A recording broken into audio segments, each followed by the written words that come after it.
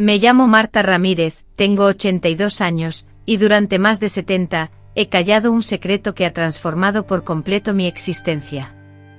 No solo mi infancia, sino cada célula de mi ser, mi alma, mis sentimientos, mi forma de amar, de educar, de enfrentar la vida, e incluso mi manera de respirar, han sido marcados por ello. He vivido mucho tiempo, es cierto, pero mi vida no ha sido sencilla. Muchos que me ven ahora, no pueden imaginar el sufrimiento que llevo dentro. Me perciben como una abuela serena, con el pelo recogido y pasos lentos, con manos que tiemblan al servir el café o al bordar pañuelos antiguos. Me saludan amablemente en la calle, me llaman Doña Marta, me piden consejos pensando que soy solo una anciana más. Pero desconocen que en este cuerpo envejecido, reside una niña que aún sigue atrapada, una niña que fue vendida, entregada por su propia madre a un hombre que debió haberla resguardado, pero que en lugar de eso, la condenó para siempre. Y esa niña nunca alzó la voz, nunca se desahogó abiertamente, nunca tuvo la oportunidad de expresar su dolor, solo aprendió a permanecer inmóvil, a acatar órdenes, a sobrevivir. En mi infancia, crecí en un rancho situado al norte de Veracruz, en un pequeño pueblo donde todos se conocían íntimamente, llamándose por nombre y apellido. Allí la misa dominical era un evento sagrado para toda la comunidad y los secretos, oscuros y profundos, se ocultaban en la tierra húmeda, bajo la fachada de una falsa moralidad. Mi madre, Josefa, era conocida por todos como la viuda del teniente, ya que mi padre había perdido la vida en la guerra cristera cuando yo apenas tenía 2 años. De él solo conservaba la fotografía descolorida que adornaba el altar de la casa, su uniforme, su bigote recortado y una mirada severa que siempre me pareció distante. En contraste, mi madre era una presencia constante, siempre con el rostro serio, el delantal atado a la cintura y la mirada ausente, como si su mente estuviera en otro lugar, como si viviera en un sueño. Era una mujer parca en palabras, de gestos medidos, que hablaba poco, pero que con una sola mirada, lograba infundir respeto y temor. Nunca pude escuchar una risa auténtica salir de sus labios, nunca sentí su mano acariciando mi cabello, ni tampoco me preguntó si me encontraba bien o si necesitaba algo. Sin embargo, tampoco me pegaba, ni me gritaba. Ella no era de las que expresan su enojo de esa manera, ella, en cambio, recurría al silencio, un castigo que se extendía en el tiempo. Habitábamos una humilde vivienda construida con barro y madera, ubicada al final de un estrecho camino que se inundaba cada vez que la lluvia caía con fuerza. El techo goteaba sin cesar, las paredes se humedecían por completo y los escasos muebles que poseíamos eran antigüedades, pasados de generación en generación, aunque ya no cumplieran su función. Mi madre se dedicaba a elaborar tortillas para vender y, en ocasiones, lavaba ropa para otros. Nunca nos sobraba nada, pero tampoco llegamos a padecer hambre. Lo que sí abundaba era el peso de nuestro pasado, la constante sensación de estar marcadas, como si, sin importar cuánto trabajáramos o cuántas oraciones recitáramos, nunca pudiéramos abandonar ese lugar. Yo era hija única, sin hermanos ni hermanas, solo mi madre y yo, y él, mi abuelo, don Ezequiel, padre de mi madre. Un hombre a quien todos en el pueblo respetaban, aunque nadie se atreviera a expresar su opinión en voz alta. Se decía que había sido el dueño de media región, un hombre con extensas tierras, una gran cantidad de ganado y una considerable influencia. Era uno de esos ancianos que preferían el silencio, pero cuando rompían su mutismo, todos escuchaban atentamente. Era alto con una voz profunda y grave, y siempre portaba un bastón, más como un símbolo de su autoridad que por una necesidad real. Incluso dentro de la casa, llevaba puesto un sombrero, y su presencia se identificaba por el inconfundible olor a tabaco y aguardiente que lo acompañaba. Durante los primeros años de mi infancia, su presencia era esporádica. Vivía en un rancho mucho más al sur, y solo se aparecía ocasionalmente, por lo general cuando mi madre necesitaba desesperadamente dinero. Esos días eran los peores, llenos de tensión. Mi madre, presa del nerviosismo, se vestía con esmero, limpiaba la casa a fondo, preparaba comidas más elaboradas, y me peinaba con fuerza, como si estuviera decidida a dejarme impecable. Yo entonces no comprendía la razón de su nerviosismo. Me repetía que me portara bien, que no hablara a menos que me preguntaran, que no hiciera preguntas y que obedeciera sin cuestionar. Y yo, aterrorizada, obedecía, porque cuando desobedecía, su mirada se volvía aún más fría, y ese frío helado era mucho peor que cualquier castigo físico. Una tarde, cuando cumplía 9 años, mi madre me sacó de la cama antes de que el sol asomara. Me ordenó que me aseara, que me pusiera mi mejor vestido, un modelo azul de algodón que ya me quedaba algo corto, pero que aún era el menos usado. Luego me trenzó el cabello con esmero, me ofreció un trozo de pan que estaba duro y un café que ya se había enfriado, y sin mediar palabra, me guió por la vereda. Yo, temerosa, no me atreví a preguntar hacia dónde nos dirigíamos. Caminamos durante varias horas hasta llegar al rancho de mi abuelo. Lo conocía, claro, pero nunca había pernoctado allí. Al llegar, él ya nos esperaba de pie en el umbral. No esbozó ninguna sonrisa, solo asintió con la cabeza para indicarnos que entráramos. Mi madre me apretó la mano con tanta fuerza que sentí un dolor punzante en los dedos. Se sentaron a conversar en la cocina y yo, resignada, esperé afuera en un banco. No escuché toda la conversación, pero sí alcancé a oír una frase que grabé a fuego en mi memoria: ya es hora. Es su destino. Acto seguido mi madre salió, me besó la frente sin sostenerme la mirada y me rogó que me portara bien, que confiara en que no me faltaría nada, y se marchó sin voltear la vista atrás. En un instante, de manera directa y despiadada, me encontré sola con un hombre, uno que nunca me había brindado un abrazo, en una casa impregnada del olor a humedad y madera añeja, sin comprender cabalmente la situación. Con la intuición certera y silenciosa que caracteriza a los niños, supe que algo andaba mal, que algo oscuro se avecinaba y que mi vida había dado un giro irrevocable. A partir de ese día comprendí que el amor materno no siempre es un santuario, que ciertos silencios son más letales que cualquier palabra, y que algunas decisiones, disfrazadas de destino, no son más que traiciones. Fue entonces cuando por primera vez sentí que no pertenecía a nadie, que había perdido tanto a mi madre como mi voz. Esa fue la primera vez que me sentí como si desapareciera, después de que mi madre me dejara en el rancho de mi abuelo. Los días a partir de entonces se confundieron entre sí, como hojas secas llevadas por el viento.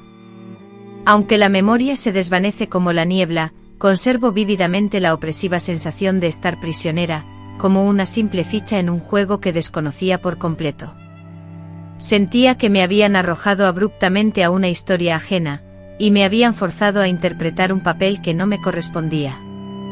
La inmensidad del rancho, con sus imponentes techos y muros que atesoraban el frío incluso en pleno verano, albergaba gallinas, perros, herramientas corroídas y un silencio inquietante, un silencio que laceraba el alma, un silencio que se adhería a la piel como el polvo del camino. La ausencia de risas infantiles, de conversaciones amables, solo nos dejaba a él y a mí.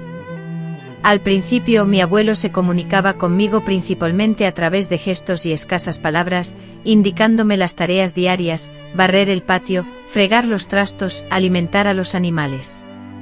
Yo, cual autómata, cumplía cada instrucción, anhelando el retorno de mi madre. Cada tarde, al caer el sol, me sentaba en el umbral de la entrada del rancho con la vista clavada en el polvoriento camino, esperando con fervor que en cualquier instante distinguiera a lo lejos su silueta inconfundible, avanzando con su paso seguro y decidido, con el rebozo anudado a su cuello y su rostro adusto pero presente. Ansiaba que llegara, pero la espera se prolongaba sin fin, nunca llegaba. Con el tiempo la dolorosa verdad se hizo clara: no se trataba de un simple olvido, ni de un error, sino de un acto deliberado, como si me hubieran depositado en ese lugar como una ofrenda al destino, con la naturalidad más pasmosa. Aquel fue el primer dolor genuino que sentí en mi vida, no el dolor físico, ni el miedo que después me acecharía, sino el profundo abandono, la certeza de estar sola, completamente sola, porque lo que una niña anhela, incluso en medio de la miseria, incluso en la más absoluta pobreza, incluso cuando todo se desmorona, es que su madre la cuide, que no la abandone, que no la sacrifique. En ciertas madrugadas, al despertar antes del alba, escuchaba su tos profunda resonando en el pasillo, seguida por el chirrido de la vieja silla de la cocina, el tenue resplandor de un cigarro encendido y el constante golpeteo de su bastón sobre el suelo. Me levantaba de la cama con presteza cada mañana y me dedicaba a preparar el café siguiendo sus indicaciones precisas. Había aprendido a prepararlo de manera intensa, casi con un sabor amargo, exactamente como a él le complacía. Él nunca expresaba gratitud, simplemente tomaba la taza que le ofrecía, la vaciaba en silencio y sin apartar la mirada, me observaba fijamente. Esa mirada suya, caracterizada por el ceño fruncido y unos ojos que permanecían inmóviles, sin parpadear, lograba encogerme por dentro provocando una sensación de angustia. No era una mirada que transmitiera afecto ni satisfacción. Era algo que en aquel entonces me resultaba incomprensible, pero que ahora, con el paso del tiempo, he logrado definir con claridad. Era una mirada que emanaba posesión, control, la seguridad absoluta de que podía disponer de mí a su antojo, sabiendo que nadie intervendría para impedírselo. Los rumores comenzaron a circular. Los escuché por primera vez en una de las escasas ocasiones en las que me envió al pueblo a comprar provisiones, como sal y jabón. Una mujer, de esas que solían ser muy locuaces y conocedoras de los secretos ajenos, le susurró a otra, mientras yo pasaba por su lado: esa es la nieta que se escapó con don Ezequiel. Dicen que la tiene allá, igual que tuvo a Josefa en el pasado. La revelación me dejó paralizada, sintiendo el frío recorrer cada centímetro de mi cuerpo. ¿Qué implicaban esas palabras? ¿Qué pretendía decir con eso? Aunque mi madre también había sufrido algo similar, no me atrevía a preguntarle directamente, pero la idea se arraigó en mí, creciendo como una raíz venenosa que me impedía conciliar el sueño. Si era cierto que ella había pasado por lo mismo, ¿por qué me había enviado con él? Porque si sabía lo que significaba estar a solas con ese hombre, porque me había condenado al mismo destino. Era eso lo que había querido decir con sus palabras frías. ¿Es tu destino? De repente la palabra destino dejó de sonar a promesa y se transformó en una condena. Un día lluvioso, reuní el valor para preguntar. Era la única vez en mi vida que le hablaba directamente a él, sin limitarme a obedecer. Estábamos en la cocina, él absorto en un periódico viejo, y yo, limpiando los frijoles. Temblorosa le pregunté por qué mi mamá me dejó aquí al principio, creí que no me había escuchado. Luego bajó el periódico lentamente, me observó fijamente durante un largo rato y respondió: porque tú eres mía, igual que ella lo fue. Aunque no lo comprendí del todo, algo se rompió dentro de mí. Sentía que mi vida no era mía, sino una réplica, una imitación, como si fuera una muñeca que había pasado de mano en mano. Entonces una certeza helada me invadió: nadie vendría a salvarme, mi madre no regresaría jamás, y no había equivocaciones que enmendar ni malentendidos que solucionar. Solo existía una cruda realidad: me habían entregado, no para protegerme, no para forjarme un porvenir. Me habían entregado porque era más sencillo que pelear, más fácil cerrar los ojos que encarar al monstruo. Las noches se volvieron interminables. Oía pasos lentos sobre la madera del pasillo, el chirrido de la puerta al abrirse lentamente, el crujido de la silla y, después, su sombra deformada en la pared, alargada, como un cuervo posado sobre mi cama. No gritaba, no podía, pues sabía que nadie me oiría, que estaba completamente sola. Aprendí a encogerme, a cerrar los ojos con fuerza, a rezar en silencio. Susurraba oraciones que ni siquiera comprendía. Imploré a Dios que me borrara del mapa, que me convirtiera en una estatua, que la tierra me engullera, pero la tierra se negaba a hacerlo. Me dejaba allí, sintiendo cada dolor, cada humillación. Lo más terrible no fue lo que él hizo, sino la perversa mentira que me hizo creer. Me convenció de que era natural, que era parte de la vida, que las mujeres existían para soportar aquello. Y yo, con solo 10 años, empecé a aceptar esa retorcida lógica. Comencé a dudar de mí misma, a pensar que quizás tenía razón, que mi cuerpo no era mío, que mi opinión no importaba, que lo mejor era obedecer, como lo había hecho mi madre, como quizá otras mujeres antes que nosotras. Esa fue la verdadera herida, la mentira, la distorsión de lo que una niña debe saber. Porque cuando te roban la verdad, te roban la capacidad de decir, esto está mal. Y sin poder decirlo, no hay escape posible.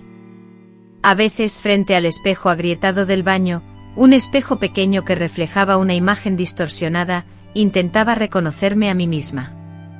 Pero en lugar de ver a una niña, veía algo indefinible, una sombra, una criatura sin nombre, una presencia que cumplía las funciones básicas de la vida: respirar, comer, trabajar.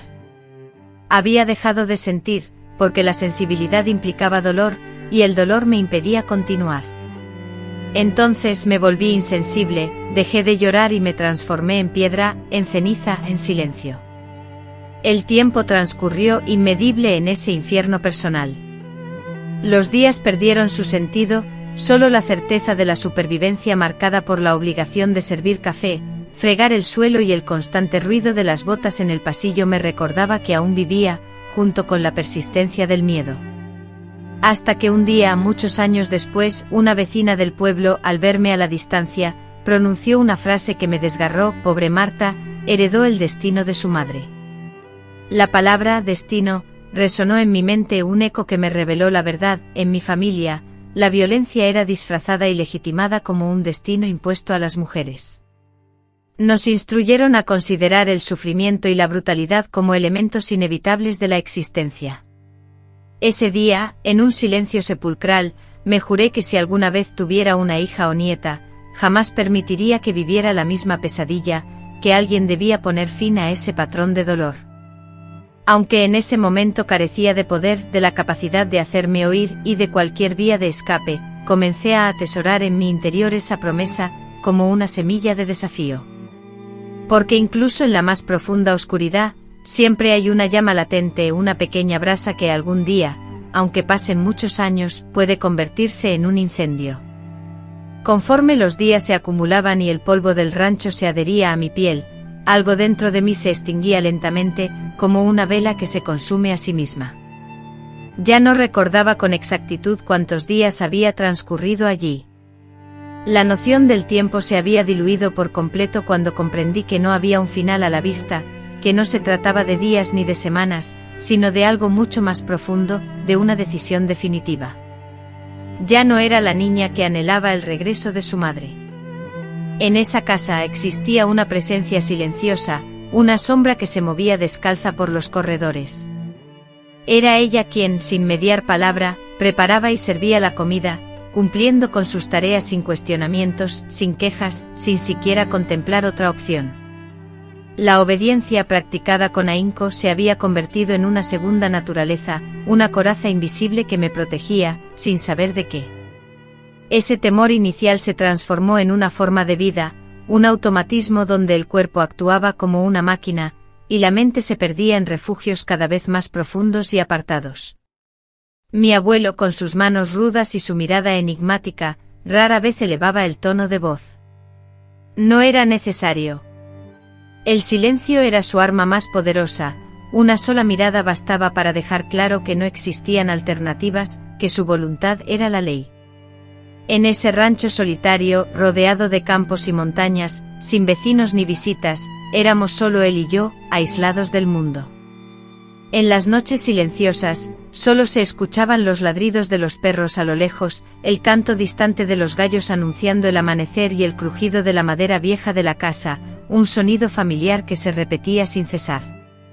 A menudo la soledad me invadía y me preguntaba si alguien, en el pueblo donde nací y crecí, se acordaba de mí, si sabían que aún respiraba, si alguien se había preocupado lo suficiente como para preguntar a mi madre qué había sido de su hija.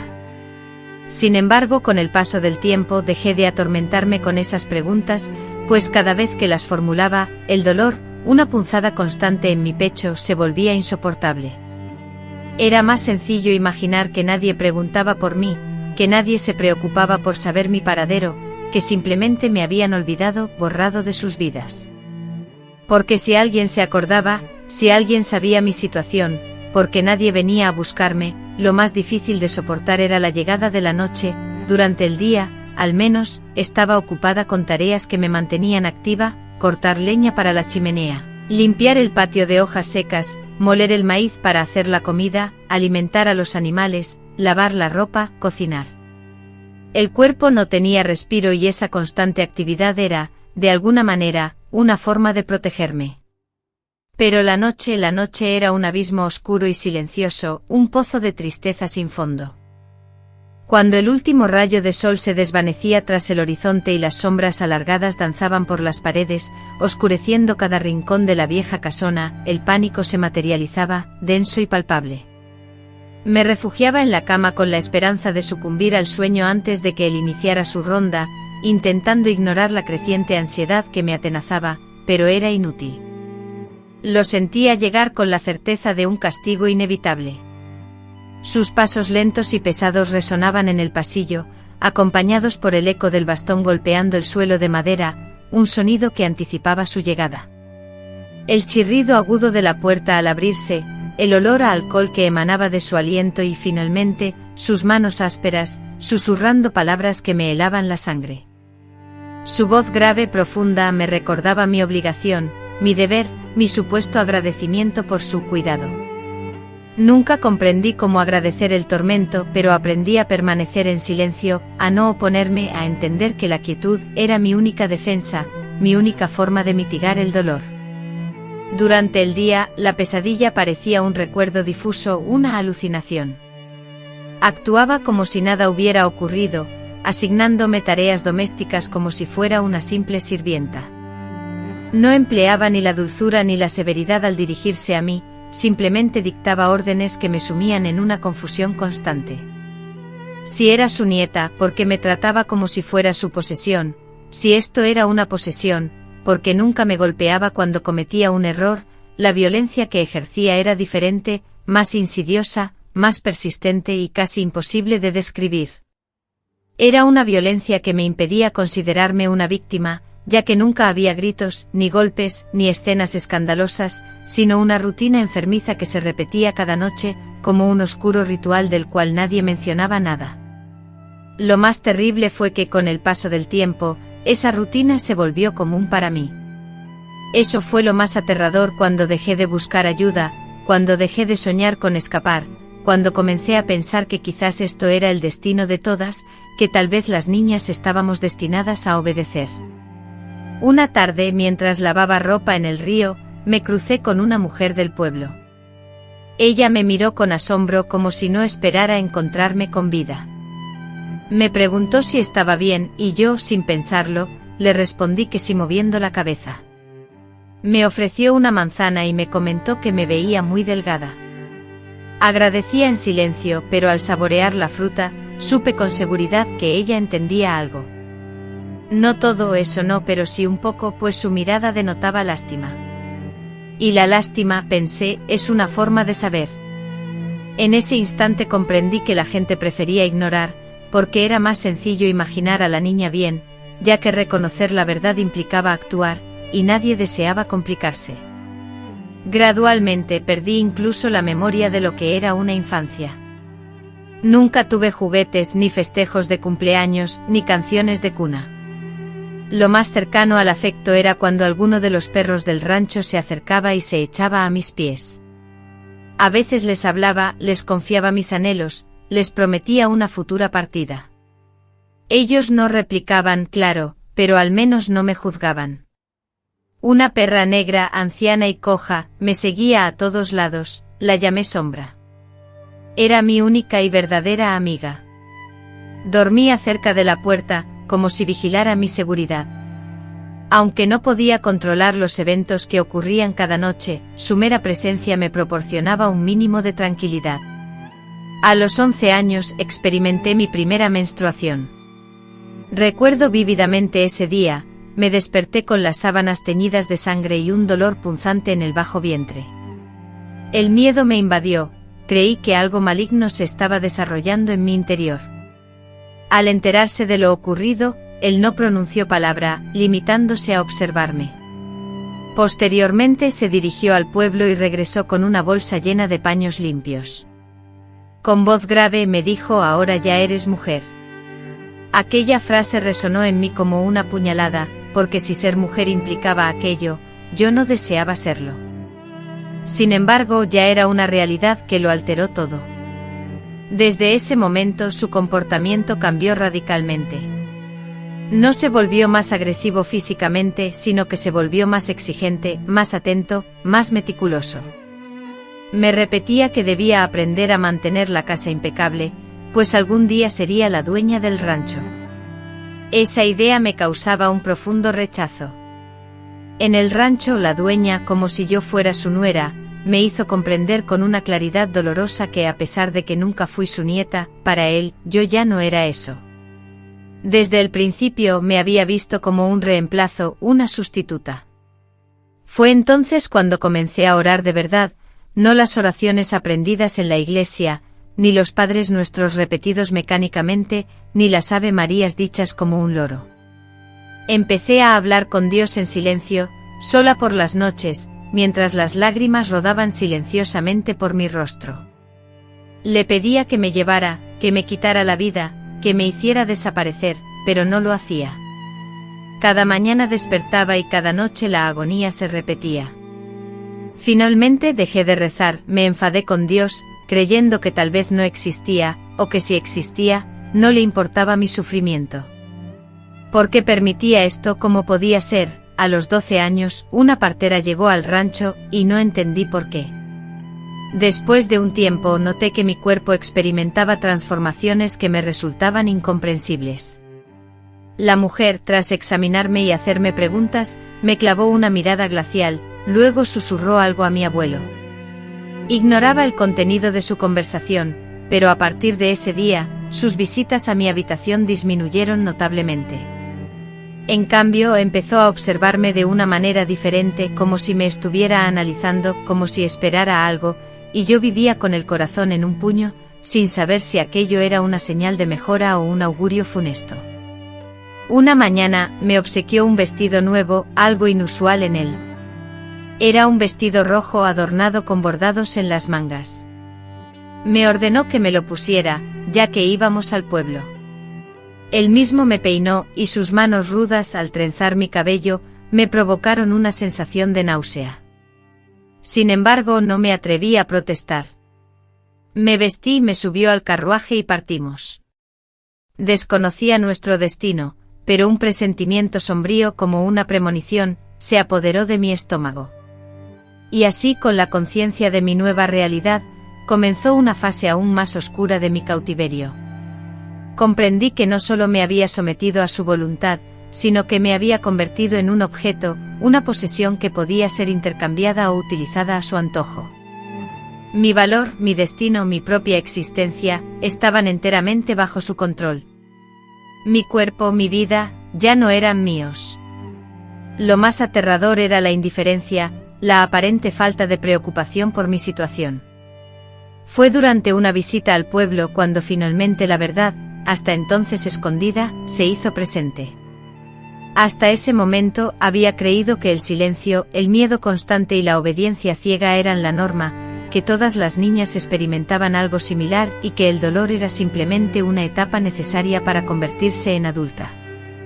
Pero aquella mañana, mientras paseábamos por la plaza principal, yo con mi vestido rojo impuesto y mi abuelo a mi lado, con su habitual porte dominante, algo cambió dentro de mí. Algo se rompió y me obligó a ver la realidad, a cuestionar mi existencia, a vislumbrar la grieta en la que se desmoronaba mi mundo. Una mujer desconocida, de edad avanzada, con 2 largas trenzas grises y unos ojos pequeños y ligeramente achinados, me escudriñó de arriba a abajo. En lugar de sonreír o dirigirme un saludo amable, como era costumbre entre la gente, arrugó las cejas con desaprobación y murmuró algo casi inaudible. No logré entender todo lo que dijo, pero sí pude distinguir la palabra vergüenza. Percibí desprecio en su voz, aunque también algo más, quizás dolor o rabia reprimida. Instintivamente bajé la mirada, como solía hacer siempre, pero la palabra vergüenza resonó en mis oídos. Por primera vez me pregunté si en realidad no era yo quien debía sentir esa emoción. Luego entramos en la tienda, un lugar donde mi abuelo solía comprar los productos necesarios para su rancho. Mientras él conversaba con el encargado, yo me dirigí hacia una estantería llena de telas. Allí al otro lado del mostrador, se encontraba una muchacha joven, posiblemente de mi misma edad. Tenía la piel tersa, el cabello suelto y unos ojos que irradiaban vida. Me dedicó una sonrisa genuina, una sonrisa cálida, como si me reconociera como su igual. Entonces me preguntó mi nombre. Con la voz entrecortada, le expliqué que Marta me había contado que ella se llamaba Irma, que ayudaba a su tía en la tienda y que además estudiaba por las tardes. Después, impulsivamente, le pregunté si le gustaba estudiar. Su respuesta me dejó desconcertado. Sí, me gusta porque aprendo cosas, porque sé que algún día voy a marcharme de aquí. No supe qué decir. ¿Marcharse? ¿Cómo? ¿Por qué? ¿A dónde? Ella sonrió de nuevo como si entendiera mis preguntas implícitas, y pronunció una frase que me impactó profundamente: no todas nacimos para quedar atrapadas en la historia de otros. Esa frase resonó en mi mente durante días. Regresamos al rancho y todo parecía igual, pero internamente algo había cambiado irrevocablemente. Ya no era simplemente esa figura sumisa que no cuestionaba. Comencé a observar con una nueva perspectiva, a formular preguntas inéditas. ¿Quién había dictado mi destino, mi familia, el destino mismo, y por qué yo no tenía derecho a elegir? Lo que antes consideraba una rutina, ahora lo percibía como un castigo. Lo que antes aceptaba como una obligación, ahora lo veía como una injusticia. Un sentimiento de furia desconocido comenzó a bullir dentro de mí. Era una rabia silenciosa, escondida en mi interior, pero latente y poderosa. No me impulsaba a gritar ni a rebelarme abiertamente, al menos no todavía, pero sí me hacía articular en mi mente frases que nunca antes me habría atrevido a pensar: esto está mal, esto no es justo, esto no es amor. Una noche, ya recostado en mi cama, vi la silueta de mi abuelo acercándose. Su sombra, proyectada por la tenue luz de la lámpara de aceite, se dibujaba en la pared como una amenaza familiar. Pero esta vez, en lugar de cerrar los ojos como siempre, lo miré fijamente. No pronuncié palabra, simplemente lo observé. Él se detuvo un instante, me devolvió la mirada, y luego, sin decir nada, se dio la vuelta y se marchó. Ese fue el primer pequeño gesto de resistencia que realicé en mi vida. No fue algo heroico ni llamativo, tan solo una mirada, pero por dentro sentí como si un terremoto sacudiera mi ser. Comprendí que, aunque él controlaba mi cuerpo, mi mente comenzaba a liberarse, y esa idea me infundió una nueva fuerza. Poco tiempo después empecé a pasar las noches despierta, no porque tuviera insomnio, sino porque buscaba un espacio para reflexionar. Era el único momento del día en que nadie me interrumpía con palabras, nadie me daba indicaciones, y nadie me obligaba a interacciones físicas. Era solo yo a solas con mis pensamientos, cuestionándome qué rumbo habría tomado mi vida si mi madre no me hubiera abandonado. La visualizaba en nuestra casa del pueblo, tal vez elaborando tortillas como solía hacer, o quizás con otra hija a la que se hubiera brindado amor, o tal vez, simplemente viviendo como si yo nunca hubiera existido. Sentía dolor al imaginarla así, pero también una profunda ira, porque yo sí la recordaba a diario, cada vez que hendía la leña, cada vez que mis manos sangraban por lavar en el río, y cada vez que el miedo me paralizaba en la oscuridad. Su presencia se manifestaba en todo, no porque la extrañara, sino porque la falta de su protección era lo que moldeaba mi ser. Un día, mientras ordenaba una de las habitaciones antiguas del rancho, descubrí una caja llena de papeles, cartas antiguas, documentos y fotografías en tono sepia. En una de esas fotos antiguas, el corazón me dio un vuelco al reconocer a mi madre. Era joven, casi una adolescente, apenas unos años mayor que yo en ese instante. La imagen la mostraba sentada en un banco de madera, luciendo un vestido blanco impoluto y una larga trenza oscura que caía sobre su hombro como una cascada. A su lado, mi abuelo con el rostro inexpresivo y una seriedad inusual, sin la sonrisa que siempre recordaba.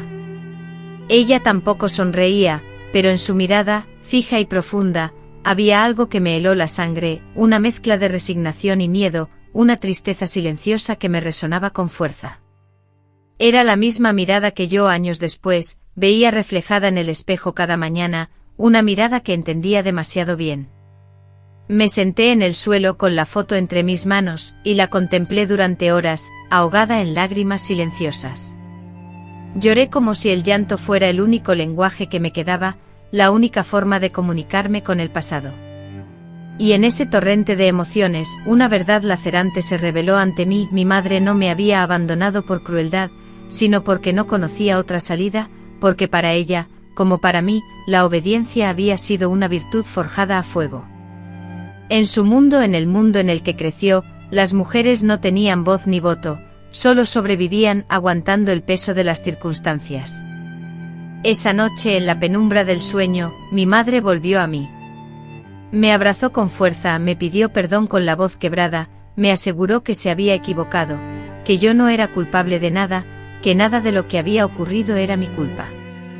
Me desperté con los ojos inundados de lágrimas, un llanto silencioso que brotaba sin control. Aunque solo había sido un sueño, uno de esos que te atrapan y te marcan, sentí la necesidad imperiosa de aferrarme a las palabras que resonaban en él, como si fueran una verdad absoluta. Necesitaba creer en algo, aunque fuera una fantasía, un consuelo fugaz que calmara la tormenta que rugía dentro de mí.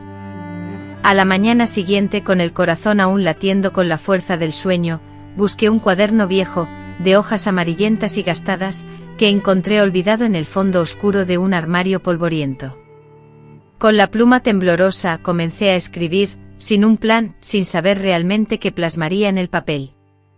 Eran frases sueltas, pensamientos fragmentados, recuerdos difusos que se agolpaban en mi mente. Era como si estuviera purgando algo, una sustancia tóxica que me corrompía desde dentro, una pesada carga que necesitaba liberar. Escribí con letras grandes y decididas: no soy una cosa. Escribí con la esperanza de encontrar la absolución: no soy culpable. Y por último, con la fe de quien se aferra a un salvavidas, escribí: algún día saldré de aquí. No tenía ni idea de cómo ni cuándo, pero el simple acto de escribirlo me infundía una extraña sensación de esperanza. Sentía que, a pesar de todo, una parte de mí seguía viva, que no se había rendido por completo, que aún guardaba la llama de la esperanza. Un día, mientras barría el patio, absorta en mis pensamientos, vi a una mujer a caballo que pasaba por la calle. Era una vecina lejana, una de esas mujeres que, de vez en cuando, se dedicaban a vender queso o huevos en el vecindario. Me saludó con un gesto amable desde la distancia, y en ese breve intercambio encontré un atisbo de normalidad, un pequeño hilo de conexión con el mundo exterior. Tras devolverle el saludo, y movida por un impulso repentino, le grité sin pensarlo demasiado: ¿usted cree que una puede cambiar su vida? La mujer, sorprendida, detuvo el caballo bruscamente, me observó con extrañeza y respondió: claro que sí, muchacha, pero hay que desearlo con todas las fuerzas. Sus palabras resonaron en mi interior, como una semilla que germina en el pecho. Anhelaba con fervor un cambio en mi vida, más que cualquier otra cosa. Quizás entonces, solo quizás, la posibilidad existía. Esa noche tomé una firme decisión: rompería con todo, evitaría repetir el pasado. Si llegaba a tener una hija, le revelaría la verdad desde el principio, le diría que su cuerpo le pertenece, que su voz es valiosa, que ningún hombre, ni abuelo, ni padre, ni nadie, tenía el derecho de nombrarla sin su consentimiento. Le enseñaría a decir no, a denunciar lo inaceptable, a gritar si fuera necesario. E incluso si no tuviera hijas, me lo prometería a mí misma. Porque yo también merecía esa libertad, porque todas la merecemos. Esa noche me acosté sin temor. Él no apareció y, aunque desconocía la razón, no me importó cuestionarlo. Después de un sueño tan profundo como no experimentaba en años, al despertar sentí la certeza de una transformación interna, un cambio definitivo. Ya no era la niña que con inocente anhelo esperaba el retorno de su madre, ahora era una mujer, fragmentada pero renaciente. Una mujer que, al despertar, sabía que el sueño ya no era una opción, sino una batalla constante. Esta metamorfosis interior, lejos de ser abrupta o digna de un cuento de hadas donde el sufrimiento se disipa instantáneamente, se desarrolló lenta y dolorosamente, con frecuencia llena de contradicciones. Aunque mi espíritu despertaba, mi cuerpo persistía en la rutina, la misma cama, los mismos pasos, los mismos temores nocturnos. Sin embargo, una diferencia crucial me distinguía: ya no consideraba natural mi sufrimiento, ni aceptaba en silencio las falsas promesas del destino, ni me convencía de agradecer lo que recibía. Había roto el acuerdo tácito que muchas niñas establecen con su sufrimiento para seguir viviendo. Aunque eso no resolvía mis problemas inmediatos, me estaba preparando para algo más grande: la resistencia. Transcurrieron semanas, quizás meses, durante los cuales la tensión pareció disminuir superficialmente. Mi abuelo hablaba menos y sus visitas a mi cuarto se volvieron más esporádicas, pero su presencia persistía como una sombra constante. No me fiaba de esa aparente calma, sabiendo que no era paz, sino una tregua, un respiro antes del próximo ataque. Y no me equivoqué, porque una mañana, mientras trituraba maíz en el patio, escuché su voz llamándome con un tono brusco.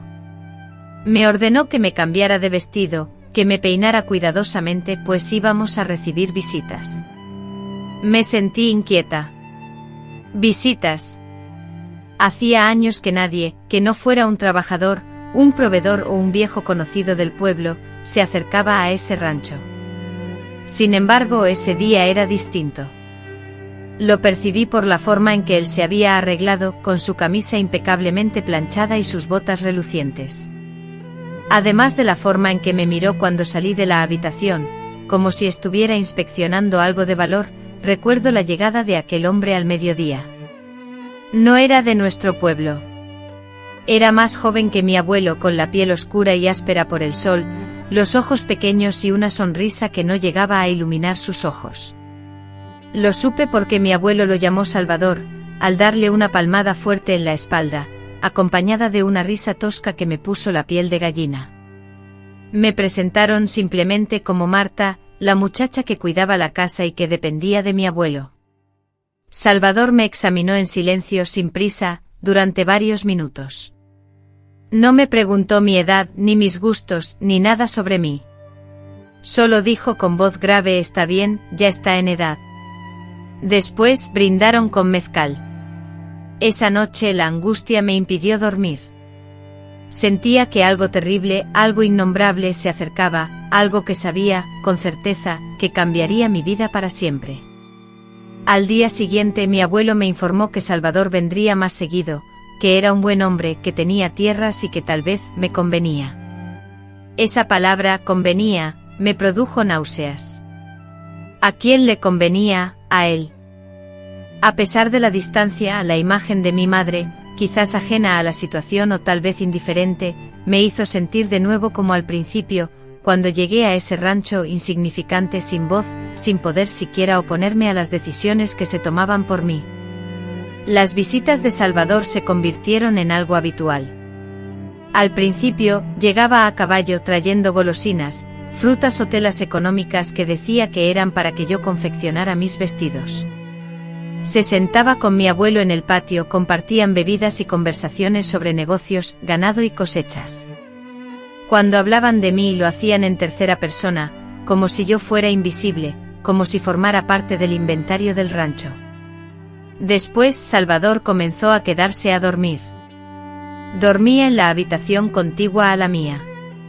Entonces empecé a cerrar la puerta con una silla, a dormir con ropa y a esconder un pequeño cuchillo bajo la almohada, no porque pensara usarlo, pues aún no tenía la valentía, sino porque me proporcionaba una falsa sensación de control. Una noche, sentada en la silla, sentí una opresión que no podía contener. Escuché el chirrido de la puerta al abrirse, un sonido que me transportó a un déjà vu, una repetición de un dolor conocido, pero ahora con una nueva imagen. Salvador entró en la habitación, su silencio era tan amenazante como sus gestos. Se acercó lentamente sin pronunciar palabra, y posó su mano pesadamente sobre mi pierna. Con voz suave pero llena de una crueldad velada, me aseguró que aquello no era nada, que algún día estaría agradecida. El pánico me paralizó. Sentí la inutilidad del cuchillo que había escondido bajo la almohada, un acto de rebeldía inútil. No me moví, no derramé lágrimas, simplemente esperé a que el tormento terminara. Al amanecer, mi abuelo no mencionó nada, y Salvador tampoco. Así comenzó un periodo de cautiverio aún más oscuro y humillante que el anterior, porque ahora no solo cargaba con el peso del pasado, sino con la repetición del presente, renovado con una nueva identidad. Durante un tiempo mis sueños se convirtieron en pesadillas de fuego. Soñaba con el rancho envuelto en llamas, y yo, escapando descalza hacia el monte, gritando con una voz desconocida, un grito desgarrador. Despertaba sobresaltada, empapada de sudor frío, con las manos crispadas, sintiendo el eco del infierno en mi piel. Esos sueños, aunque horribles pesadillas, eran lo único que me mantenía con vida, ya que me ofrecían una libertad impensable, incluso si esa libertad se manifestaba en un infierno de fuego. Un día Salvador me comunicó que en un plazo de 2 meses, nos casaríamos. Me aseguró que ya había hablado con mi abuelo y que todo estaba arreglado, instándome a no preocuparme por los preparativos, ya que yo no tendría que hacer nada más que estar lista para el enlace. Recuerdo vívidamente cómo me senté en el suelo, frente al fogón, y permanecí inmóvil durante horas. No derramé lágrimas, no emití gritos. Simplemente reflexioné sobre las múltiples maneras en que una vida puede extinguirse sin la necesidad de la muerte física, pues eso era lo que me estaban infligiendo, un entierro en vida, la supresión de cualquier posibilidad de elección, de decidir a quién amar, a quién tocar, a quién dirigir mi mirada. Ni siquiera me estaban concediendo la cortesía de preguntarme si deseaba casarme. Estaban concretando una transacción, considerándome como una posesión, como una vaca, una extensión de tierra, una deuda finalmente saldada. Fue en ese momento cuando mi mente se dirigió nuevamente hacia Irma, la muchacha que trabajaba en la tienda. Recordé su mirada y la frase que pronunció: no todas estamos destinadas a quedar atrapadas en las historias de otros. La repetí en mi mente como un mantra y esa simple oración se convirtió en mi salvación, porque me empujó a escribir una carta. Una sola carta, corta, con mis manos temblorosas. La escondí cuidadosamente dentro de un saco de frijoles que sabía que Salvador llevaría al pueblo. No tenía destinatario, solo decía: soy Marta Ramírez. Estoy en el rancho de Ezequiel Ramírez. Me están obligando a casarme. Tengo 14 años. Ayúdenme. No esperaba que la carta atrajera a nadie. No esperaba que surtiera efecto, pero necesitaba desesperadamente hacer algo. Necesitaba decir, al menos una vez: no quiero esto, no consiento esto. Semanas tras semanas transcurrieron, y nada parecía cambiar. Comencé a temer que la carta se hubiera perdido, que nadie la hubiera leído, que todo seguiría igual. Hasta que una mañana, inesperadamente, 2 hombres a caballo aparecieron en el rancho. Uno era el comisario del pueblo y el otro un sacerdote. Ambos, con rostros solemnes, sostenían una hoja de papel en sus manos. Mi abuelo salió a la entrada de la propiedad para recibir a las personas que llegaban. Después de un rato comenzaron a discutir, sus voces se elevaron en gritos airados. Yo, presa del miedo, me escondí detrás del granero, sintiendo mi cuerpo temblar incontrolablemente. No sabía si venían a buscarme, temía ser castigada por algo que había hecho. La angustia me atenazaba. De pronto logré escuchar al comisario decir, con voz firme, que si la niña no deseaba casarse, el matrimonio no tendría lugar.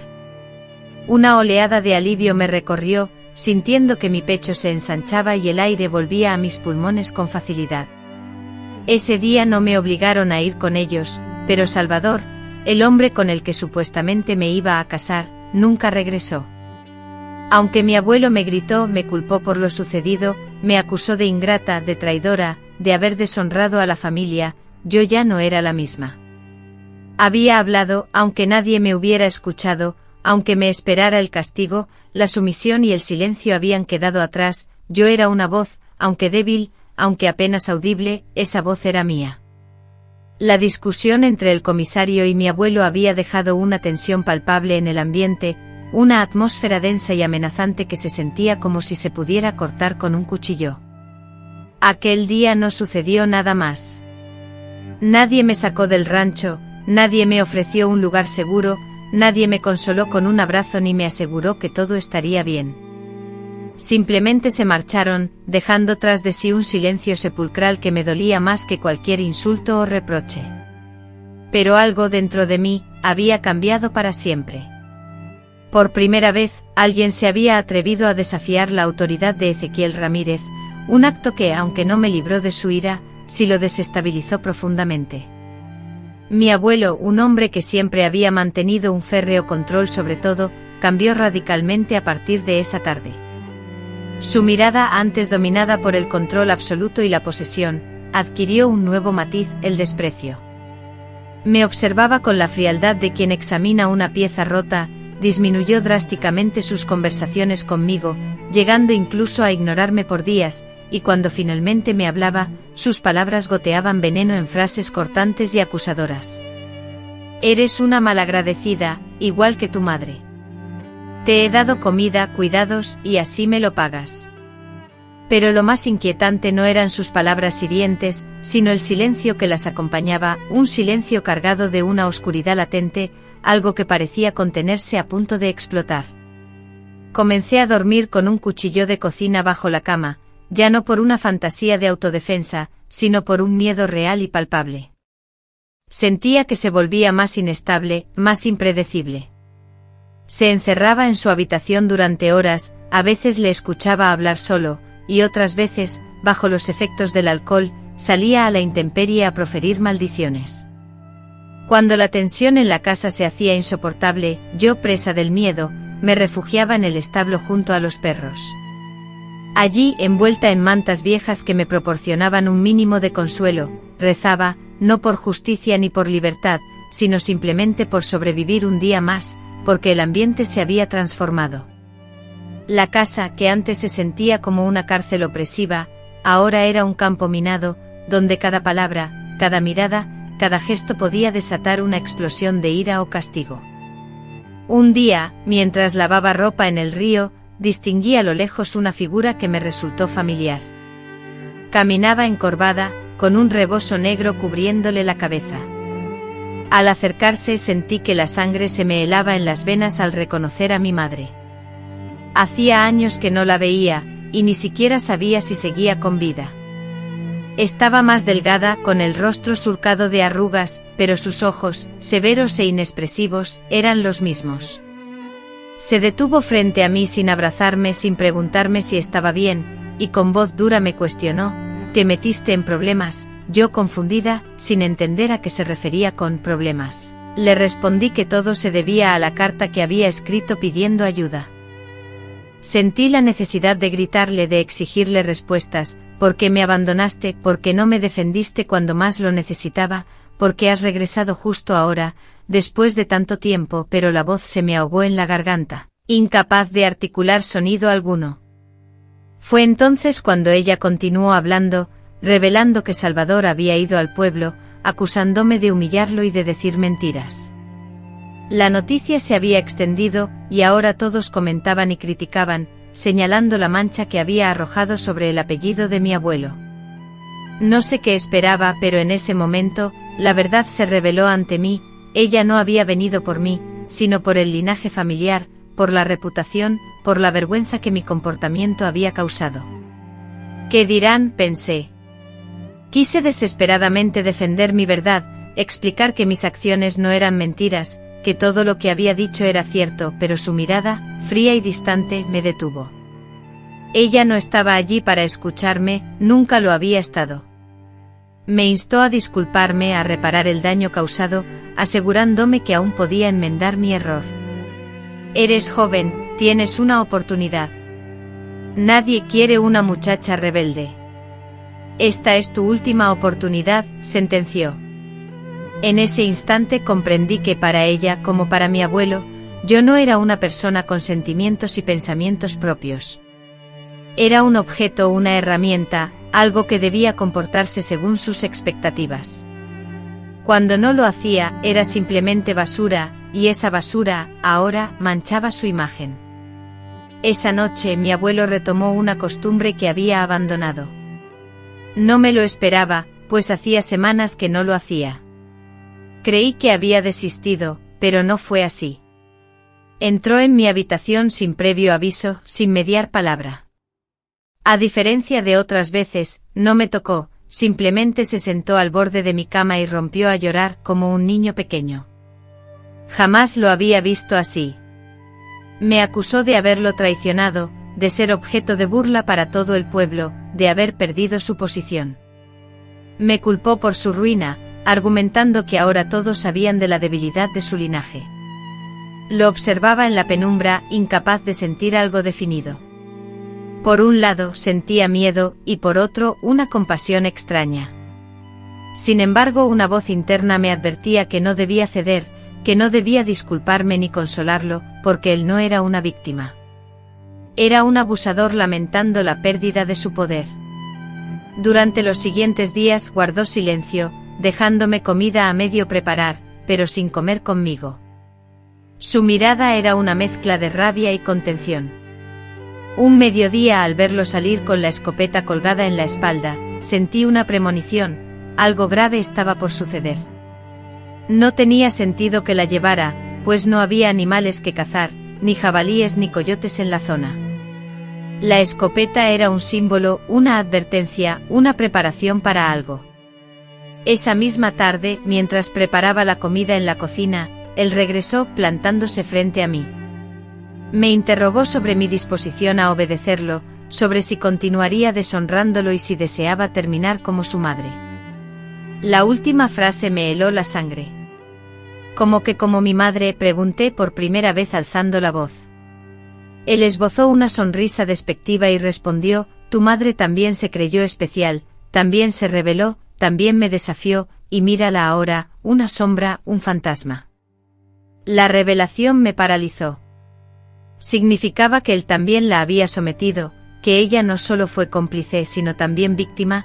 No supe si esa verdad me traía alivio o me hundía aún más en la desesperación. Esa noche sin más escapé. No tenía un plan trazado, solo corría.